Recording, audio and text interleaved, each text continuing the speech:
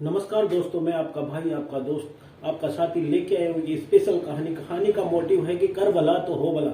तो दोस्तों, कहानी है एक कबूतर की और एक मधुमक्खी की। मधुमक्खी जो शहद बनाती है, सब जानते हो आप। और वो क्या है कि शहद के लिए पराग इकट्ठे करने के लिए एक जंगल से दूसरे जंगल की तरफ जाती थी और वहां से पराग इकट्ठे करके लेके आती थी और वो अपने लिए शहद बनाती थी और वो घोंसले में आके अपनी छत्ते के अंदर आके बैठती थी।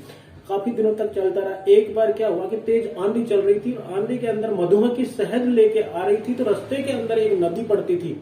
तो जैसे ही वो नदी क्रॉस कर रही थी तो वहां आसपास के अंदर इतनी हवाएं चली, हवा के कारण से वो मधुमक्खी जाके नदी के अंदर जाके गिर गई।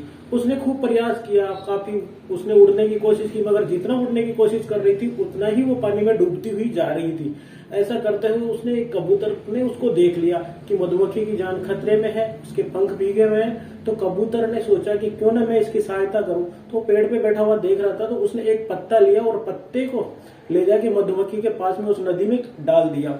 जैसे ही मधुमक्खी को मालूम चला कि पत्ता उसके पास में, वो तैरती हुई आई और उसके ऊपर सवार होके थोड़ी देर बाद में उसके पंख सूखे और वो उड़ के चली गई। यानी कि कहते हैं कि डूबते हुए को तिनके का सहारा मिलना चाहिए तो उसको आप ऊपर उठ सकता है। तो उसको ही ऐसा ही हुआ। काफी समय बीत गए। थोड़े दिनों के बाद में कोई शिकारी है ना, कोई शिकार करने के लिए आया।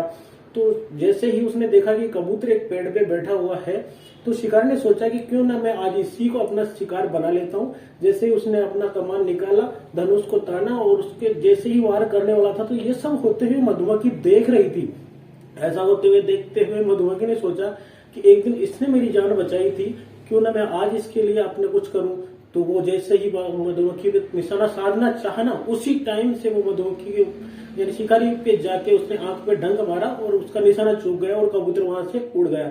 तो दोस्तों, कहानी का मोटिव है कि आप कर भला तो हो भला। तो आप भी बिना निस्वार्थ भाव से किसी के साथ जुड़िए और सहयोग बांटिए अपना, क्योंकि लाइफ के अंदर क्या पता आपको कब क्या मिल जाए। क्योंकि ऊपर वाला आपको वो नहीं देता जो आप चाहते हो, ऊपर वाला वो देता है। यानी कि आपकी सोच छोटी है, उसके मुताबिक नहीं, आपको बहुत कुछ देना चाहता है। तो आप भी किसी की सहायता कीजिए और अपने, क्योंकि सहायता करने के बाद में जो दिल में जो सुकून मिलता है ना, उसका कोई पैमाना नहीं होता। तो दोस्तों, आप इस संसार के अंदर आए हो, आप भी अपना नाम करो और कुछ कर दिखाओ ऐसा कि दुनिया करना चाहे आपके जैसा।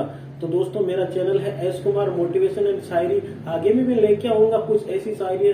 तो प्लीज आप मेरे चैनल को सब्सक्राइब कीजिए, लाइक कीजिए, शेयर कीजिए अपने दोस्तों के साथ। और कैसी लगी मेरी कहानी, अगर आपको पसंद नहीं है तो डिसलाइक कीजिए, और अगर आपको पसंद है तो लाइक कीजिए। और मेरा चैनल है S Kumar motivation and Shayari. Thank you दोस्तों, welcome and take care. I will be come tomorrow morning, same channel, same platform. Bye and take care. जय हिंद, जय भारत।